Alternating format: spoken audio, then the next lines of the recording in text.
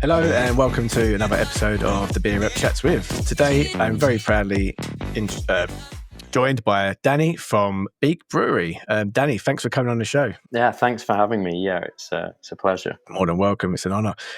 Let's start with the beginning. What inspired you to start Beak Brewery? So I'm from a family of people who like going to pubs. We never went to restaurants growing up. So I'm from a little town near the Yorkshire Dales. And so, yeah, family outings were always to pubs. Whether we're eating or drinking. And my granddad actually was really into best bitter. And so, yeah, me and my friends, when we were younger, we started a real ale club when we were 15. So probably a little bit illegal. Yeah, I don't know how good that is to be promoting that. We'll scrap that one out. Yeah, so we used to drink like cask Tetleys and stuff like that. And I've always loved pubs and I've always loved beer.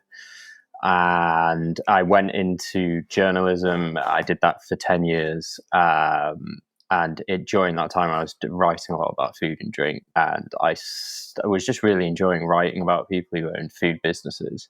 And I thought I'd really like to turn my passion for home brewing into a business. So I'd been doing that about 5 years.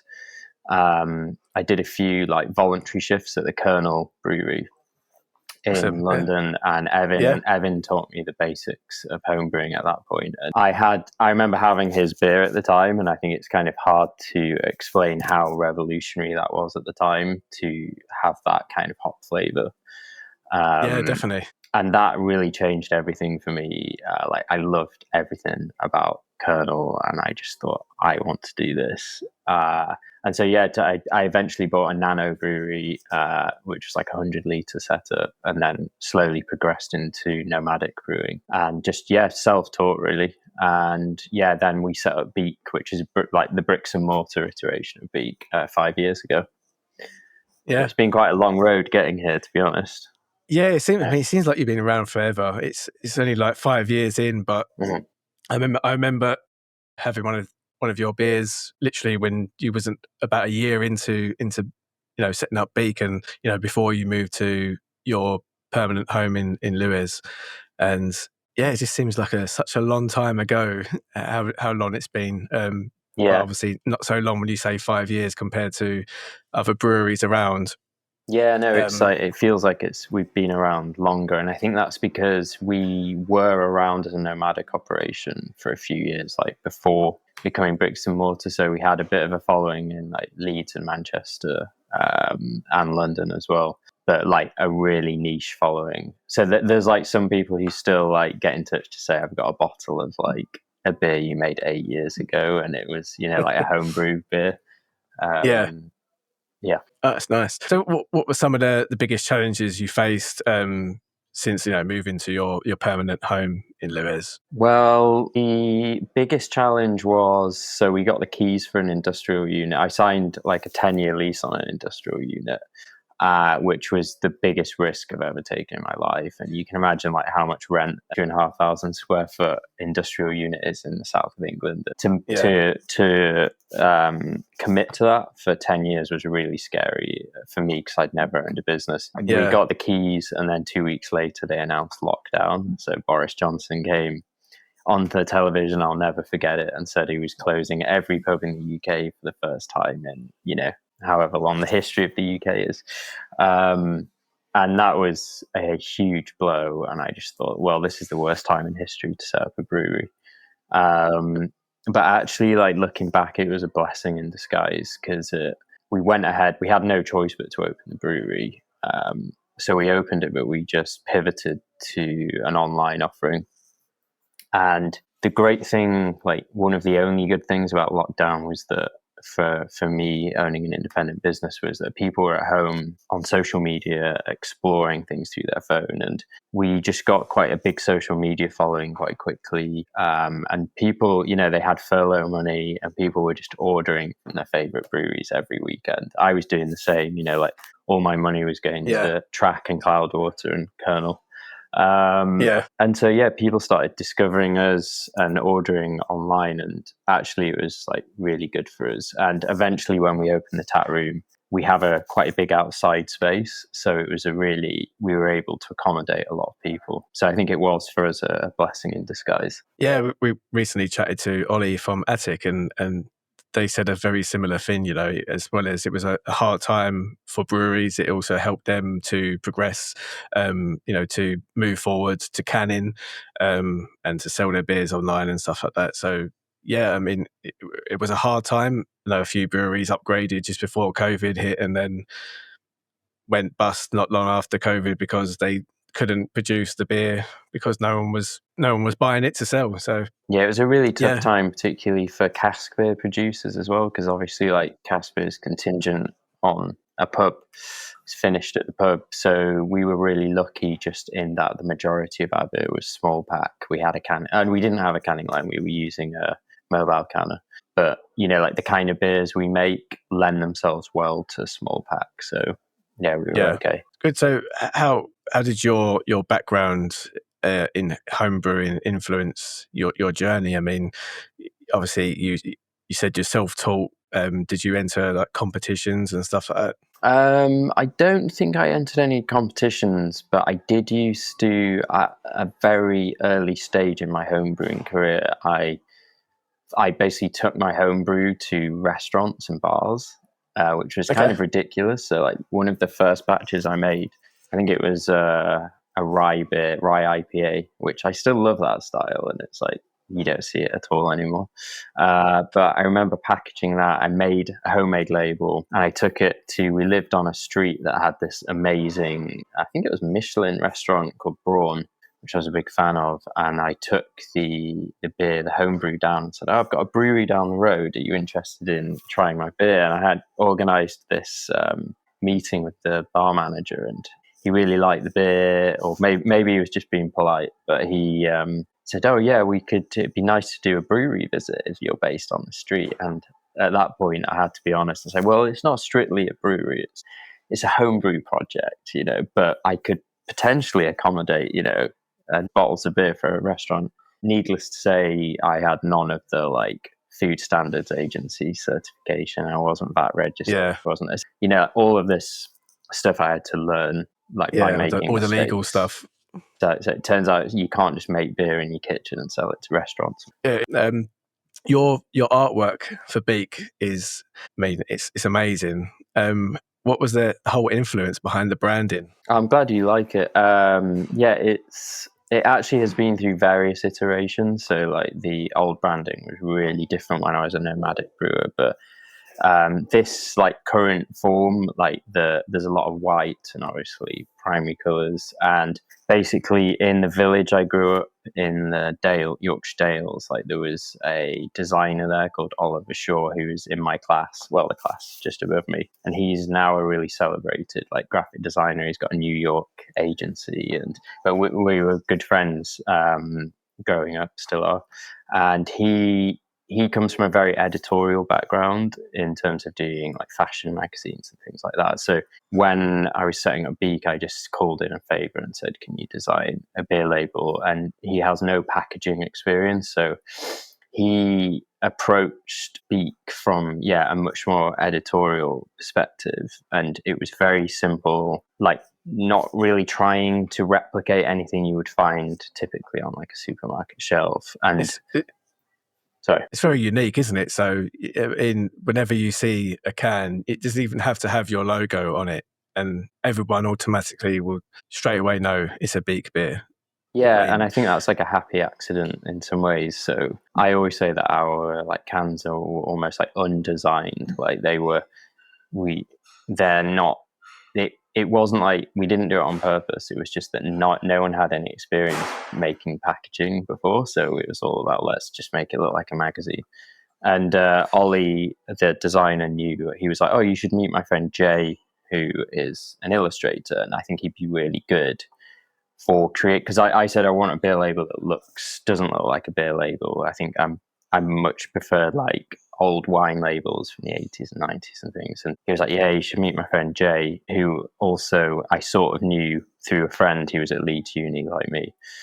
I just said I want a logo that depicts like a nomadic brewer with a book of recipes. And then he drew the logo for Beak like straight away. The old version, he was wearing a hat and there was a bird perched on the book. And I said, I think we've got it. We just need to remove the beak, the bird and the hat. And like, so we've never changed it since. Like, I just feel like it was a fully formed thing. Yeah, I mean, does Ollie still do the artwork for the cans? So Jay, the illustrator, does all of the artwork, and Ollie was doing the layouts until pretty recently. But his New York studio is just like so busy, and the time difference. It's like the actual layout is now Jay's doing both the illustration and the layout. Awesome.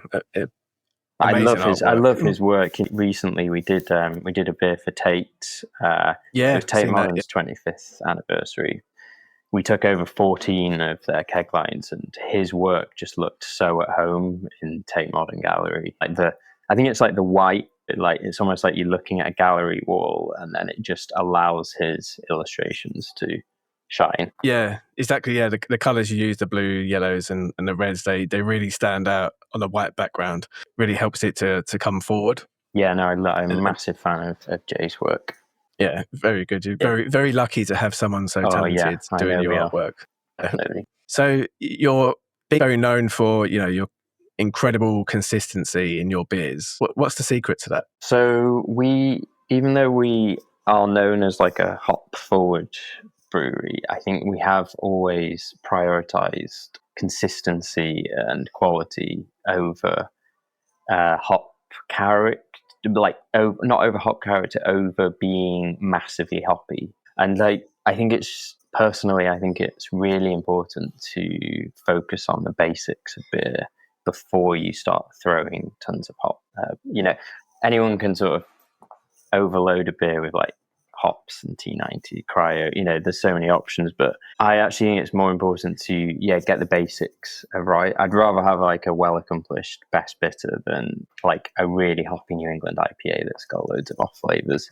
And so when we set up, I made the decision to step back as brewer because I was just a one man band before then, because I'm not a trained brewer, and I knew that there were people out there who would make much better beer than me. And so when we set up the bricks and mortar version of Beak, our first hire was our head brewer, Robin, who was previously, he was at Burning Sky as lead brewer, which is a brewery I massively respect. And if Mark Tranter like trusts someone with his beer, I'm like, okay, he's going to be a good brewer. So Robin joined, and although he wasn't really into the kinds of beers that I was making at the time in terms of really hoppy New England IPAs, his background in science, like very like quality focused, and so the first releases, like they definitely weren't as like hoppy as our beers are now, but what they were is like super accomplished and consistent. And so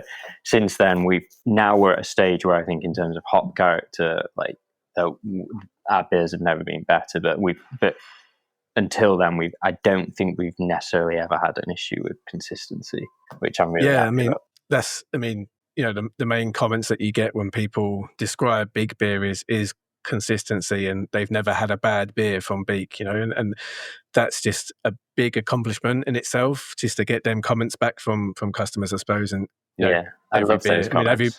Every beer that I've had from Beak has been amazing. Never had a bad one. Good. I love hearing that. And like also in terms of shelf life is really important to us. We do a lot. We focus a lot on shelf life. And, there's nothing worse when you go to a bottle shop and you get a beer from a great brewery that would have tasted fantastic within the first like month of it being packaged. And then it deteriorates super quickly. And it's difficult. It's really difficult. And so much of it is down to the shop as well. Like, how are they storing the beer? You can only mitigate for that so much, but we do put a lot of focus on shelf. Yeah, definitely. So we're obviously talking about hop forward beers. They're pretty much a fan favorite. What's your process for recipe development and hop selection? So I'm glad you mentioned hop selection, because that's like probably, well, one of the most important aspects of how we like get the hop character from our beers. And basically we are one of like a small selection of breweries in the UK that gets to attend the Yakima Chief hop selection every year. So we fly out every, like, the end of every September, and we essentially, it's called hop selection. It does what it says on the tin. You sit around a table, me and the head brewer, and we basically like sample lots and lots of different hops from different farms around Yakima and like Washington, Seattle area, Oregon.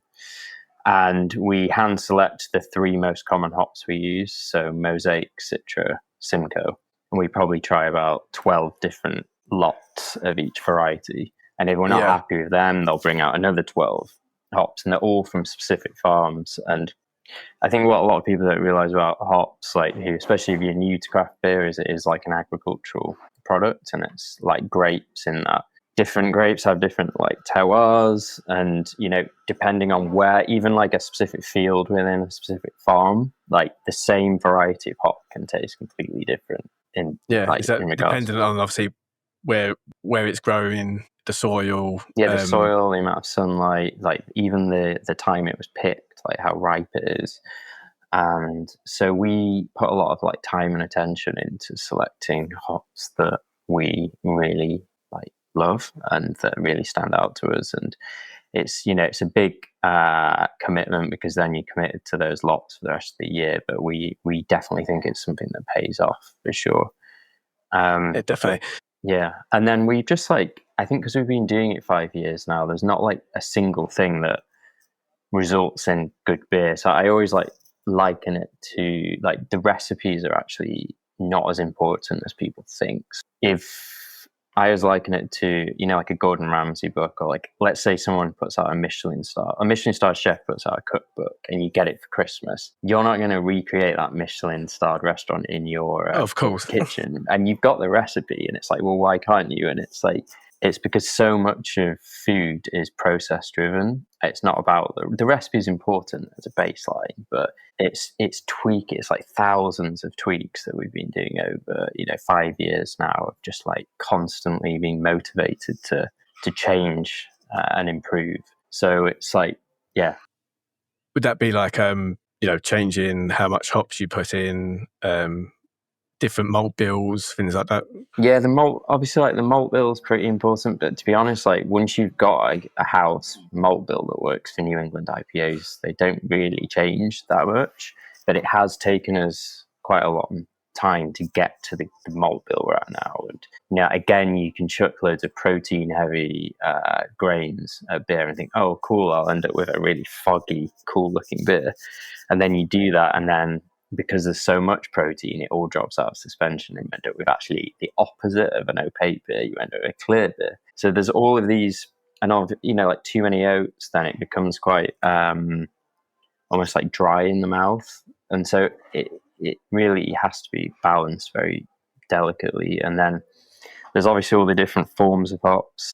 Like, I remember when cryo hops started being used more often, which are essentially a more punchy version of like a T90 pellet. And everyone thought, okay, this is the answer to making great New England IPAs. But if you use too much cryo, then you lose body, because like T90 pellets like give body to beer. So there's no single answer that makes a good New England IPA. It's like there's lots of moving parts. But essentially, it's all process driven. How much do you feel like water chemistry is important in the beers that you brew? Yeah, really important. Yeah, we have really bad water for making New England IPAs down in the southeast. Yeah. You're down south, and I'm in London, and it's hard water. It's not exactly the best water to be using for any hop forward beers. But that's fine, because we have the technology to override that. So we have a reverse osmosis machine, which basically was a big investment for us, but we did it right at the beginning, because we knew that like obviously 99% of what you're drinking is water, and if you get that wrong, you ruin everything. So yeah, like obviously water chemistry is really important. How much oxygen's in the beer, the pH. Then there's like balancing out maybe like American hops with Southern Hemisphere hops. A lot of Southern Hemisphere hops like create that beautiful like custard yellow you get in beers. It's not all about the malt. Yeah, one thing we're really focused on is pH as well. Like I'm a really big fan of like fairly low pH New England IPAs because I just think it heightens that, like orange juice kind of acidity you get. Yeah, but then you go slightly too low pH and it just is horrible. So it's very delicate. So what would you say has been some of the biggest milestones for Beak Brewery so far? Well, opening, like making that transition from nomadic brewer to bricks and mortar was obviously like that was like the biggest step by far. Our first These Hills festival, so we put on a festival every year called These Hills in Lewis, and like that was an incredible opportunity just to get to curate like the bar of my dreams. We were just like, yeah, I mean, how amazing is that? You get to sit down and just invite all your favorite breweries. Every beer drinker's dream, isn't it, to have that? It was amazing, and like, yeah, the first two events were like they're just dreamy. Like, absolutely loved every second of it. The third one, which was last year, got called off because of really bad weather, unfortunately. But we're hosting this year's event is 9th and 10th of August, and we've got like people like Fiden's coming and Finback, and yeah, so that's great. And then other highlights are just getting to collaborate with my favorite breweries around the world. Which ones are your top 5? What, UK? Well, either UK and across the world. Well, some of my favorite UK breweries, like Track, Cloudwater, Daya, Verdant, I always say to the team, like, never get complacent about working with people like that, because I still fanboy out about those breweries, and for me it's like a dream getting to work with them and being friends with these people and getting to learn how I really look up to all of those breweries. We haven't collaborated with Colonel yet. That's actually, I feel like that needs to happen. Would it be in bottle or can, though? That's the question. I don't know. The thing with we're really different breweries, obviously, even though like Beak in many ways was inspired by Colonel. We've gone off in like a completely different direction. But yeah, that's another UK brewery I've got like absolutely massive respect for. In terms of internationally, it's been really fun collabing with. We did Equilibrium from New York and Finback. We went over to Seattle and brewed with Fast Fashion. They've got a small brewery in Seattle, like incredible. Yeah, just like when these people turn up in Little Lewis, like all the way from like Miami or Florida or New York or Australia and Japan. We had Uchu Brewing over here. Yeah, and Uchu. They come over here, and I'm just like, wow, like these people are on our doorstep in Lewis. Yeah, I mean, it just goes to show how far you've come in 5 years, and that how quickly you've risen to firmly put yourself in with the ones that you say that your fan favorites like Verdant and Track, and you're there. You're up there with the best top quality hop forward beers from the UK. Yeah, I feel really lucky, and yeah, like I say, it's like something we never want to lose sight of. Yeah, again, that's where the consistency comes into play. Yeah, no, I actually never forget that one of my highlights was when we first opened. We'd probably been open like a couple of months, and I was physically like packing all of the web shop orders. And I remember I saw a name. It's like Adam and it said Falmouth, Adam Robertson. And it's like I saw it as a Falmouth address, and I was like, "That's Adam from Verdant." And so I just put like a cap in as like a thank you, for creating such great beers. And then I just thought, oh, you know what? I'll send him a message and see if we could do some kind of collaboration. This was like 6 months down the line. And he emailed straight back saying, I was just thinking exactly the same thing, how good it would be to do a collaboration. And like that moment really stands out for me as well. Yeah, definitely. That would be definitely a proud moment. Yeah, you're emailing him thinking, oh, should I test the waters? Like, and see if you won't know who I am. Yeah. Yeah, exactly. Yeah. And then for him to turn around and say, I was actually thinking the same thing, that must have been a very, very nice, proud moment. 6 months in as well. Yeah. So you're based in Lewes. How important is your local community? Really important, and like I always think the best breweries have a really good sense of place. So when you think of Track and Cloudwater, you immediately think of Manchester. And yes, they have national and international reputations, but the heart of the brewery is rooted in those communities. And I think that's really important. And when I was thinking of where to set up Beak, initially I was thinking, oh, maybe, London is the place to do it, maybe Brighton. But actually setting up in a small market town on the south coast is like the best decision we ever made. And yes, we don't have the same population as a major city, but what we do have is like a really strong sense of place and community. And I think like that's something that comes across in our branding, and the people who follow us like are starting to learn about this place called Lewis, or Lose, as a lot of people. And that's one thing I really like about the US scene as well. Like a lot of my favorite breweries are in little towns in the middle of nowhere. They're not in not all in the big cities. And I just love the fact that every weekend we get these people getting off the train from across the country, even other countries, like coming to this little market town, and we're all so proud of where we live here. There's a really, really good sense of independence and community. So, yeah, for me, like being a part of that community is really important. Yeah, which obviously this leads us on to your tap room. It's become quite a bit of a destination. How does that work, and how important of a role does it play for Beak? Really important. Financially, it's a nice,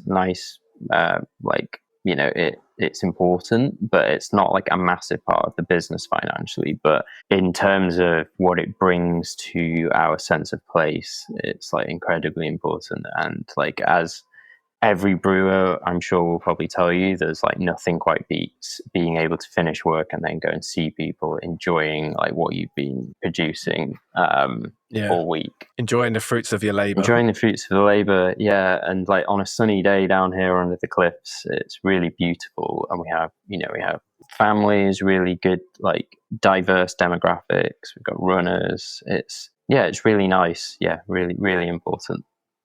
Have you got any upcoming projects, collaborations, any beers that are coming up that you're especially excited about? Yeah, I mean, we've got in terms of projects, we've been planning an expansion for the last few years. The problem with Lewis is that it's really hard to find big industrial units that are in the center, because it's a really small town. And increasingly, like, all the units are getting knocked down and turned into housing. So we've been looking for a space to move. We've actually got our eyes on, and we've just put in an offer for a much bigger unit in the centre of Lewis. And if we can get this, it will future-proof like the business in terms of like what we want to achieve in terms of meeting demand. So we're really, really hoping we get this unit, and if we do, it'll allow us to expand to a size where we'll finally be able to meet demand, which will just be like so much easier for us. Whereas at the moment, if you come, I think a lot of people are surprised by how small we are. We're absolutely tiny and we're bursting at the seams. Like a lot of our stock is just like, we're having to work outside, we're having to borrow space from our neighbors. So yeah, that's like the big project we're working on. In terms of like collaborations, I can't like share too many of the details because our ops manager will kill me. But like we've we've got we've got an imperial stout coming out with Three Sons from Florida, who are like one of our favorite breweries. The week after that, we've got a double IPA with Fidens coming out, again, another fantastic brewery. Then we've got another, so we do a project called Outliers Project, which we did our first release a few months ago. And the whole concept of Outliers is picking people that fall outside of the craft beer clique and like bringing them to the fore and doing a collaboration with them. So the last one we did was with a project called Concrete Blues in Philadelphia, and it's just this one-man band who makes British cask real ale in Philadelphia. And so we did an ESB with him, and we've got another one of those in the pipeline coming out hopefully quite soon.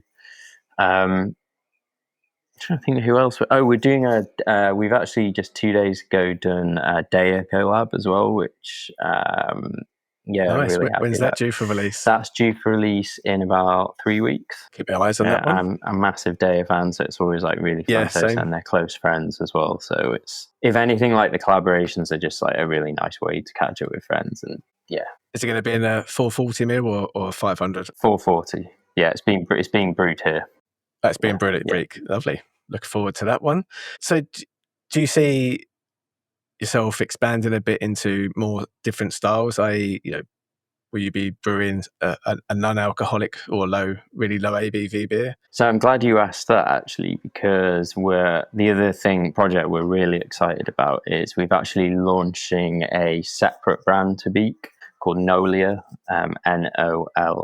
It's a completely separate brand to Beak, but almost a bit like, Left-Handed Giant have Blender, which is their mixed fermentation project. It'll be similar to that in that it's like a sub-brand. Our name is nowhere on the can, but there are like elements of our design in it, so you can sort of tell there's a link. But where that has come from is over the last about 12 months ago, we decided to start exploring non-alcoholic beer. And the one thing we really wanted to achieve is, like, currently the alcohol-free market is dominated by macro breweries, and the focus is very much on like session pale ale flavors and lagers. It's all about refreshment and health. And we were like, why is no one creating the kind of modern top tier IPA flavor profiles within an alcohol free package?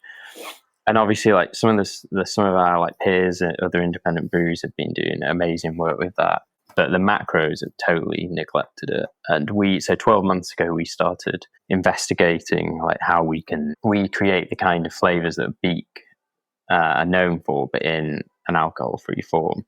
And so in November, we released our first ever AF beer, which was called Flowers. And since then, that beer is now on Untapped. It's the number one highest rated alcohol-free IPA in the UK, which we're really proud of. And what we've done is we've taken Flowers and we've basically like bumped it up in terms of like hop aroma, mouthfeel, overall character, and renamed it as Nolia. And with like these really nice printed cans, we love the design, and we're going to be announcing the launch of that at the end of this month. Awesome. And that'll be for sale from I think it's the 28th it launches. That sounds amazing. Yeah. So for anyone who's never had a Beak beer, and I'm sure that's not many people in the UK, which one would you recommend they start with? I mean, it kind of depends on the person, but like I always point people to Parade, which is our flagship IPA. It was the first beer that we really put out, even as a nomadic brewer. I was brewing it then, and it's like the classic hop combination of Mosaic and Citra. All of the hops are hand selected by us each year, so they're super fresh, really characterful. It's got a lot of body. It's definitely a New England IPA, but it's probably slightly less thick and rich than some of our 6.5% IPA releases. So it's like strikes that balance between it's 6%, so I wouldn't go as far as describing it as sessionable, but there's a sessionability and like a refreshment to it, which means that you can drink a fair amount of it. It's not super overpowering, but it's our biggest selling beer, and I think it represents like what we're all about as a brewery in terms of like consistency and hop character. Yeah, definitely. Parade's a lovely beer, as many others as well. So finally, last question. What's something people might not know about Beak Brewery that would surprise them? That's a good question. Not a lot of people know where the name Beak comes from, but the Beak is is a nod to the cuckoo brewing past of the brewery, but also the fact that when I was growing up homebrewing with my friends, me and my friends all called American beers Beaks, because you get like golden eagles and things like that on American beers. You quite often have these birds of prey. So we always called American beers Beaks and European beers Borgs. for some like Carlsberg, Kronenborg. Yeah, It's a silly little joke we had when we were drinking real ales. Yeah, but that brings a bit of your past into the brand and the name and the whole history behind the name. So yeah, I didn't know that actually. I didn't know about that you used to call American beers breweries beaks. Yeah, it's just a funny little joke me and my friends had. Yeah, that's good. Anything you want to mention? Anything else before we end up? I think we've the most important thing I wanted to get across is there is actually one more thing, which is so there was obviously These Hills Festival, which we're really excited about on the 9th and 10th of August. We've got a subscription box called Beak Social Club, and if you sign up to that before the end of this month, you'll get a free These Hills ticket. Yeah, that was something I wanted to mention. Great. Yeah, we'll put the description for the links on the description below. Great. And also just to thank anyone who's listening to this who's bought Beak. Just a big thank you for supporting us, and as you know, as an independent business owner, every sale is so important in keeping all of these independent businesses open. So yeah, we appreciate it. It certainly is important. Every sale counts. Yeah. And yeah, we've got a few of the big beers on the site right now at beer.com. So jump online and get some, and let us know what you think. Danny, it's been absolutely a pleasure to talk to you, and thank you for taking the time out of your busy schedule. Thank you for having me. You're super busy, and thanks for coming on. Oh, thank you. And so I'll catch up with you soon, and enjoy the rest of your day. Cheers, Martin. Appreciate that. Thank you. Danny. Thank you. Thanks a lot, mate. Bye. Bye.